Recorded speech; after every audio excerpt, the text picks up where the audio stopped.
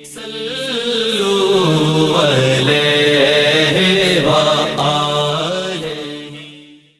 الله الرحمن الرحيم.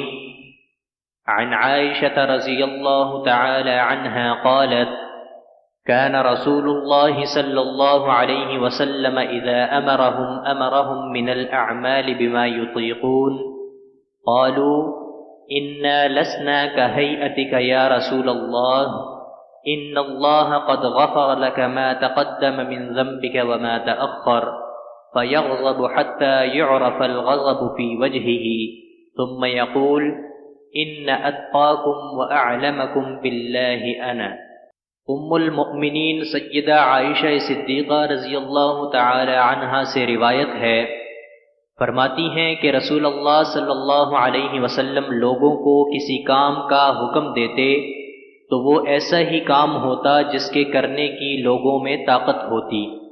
اس پر صحابہ کرام رضوان اللہ تعالی علیہم اجمعین نے عرض کیا کہ یا رسول اللہ، ہم لوگ تو آپ جیسے نہیں ہیں، آپ تو معصوم ہیں اور آپ کی اللہ پاک نے اگلی پچھلی سب لغزشیں معاف فرما دی ہیں، اس لیے ہمیں اپنے سے کچھ زیادہ عبادت کرنے کا حکم فرمائیے۔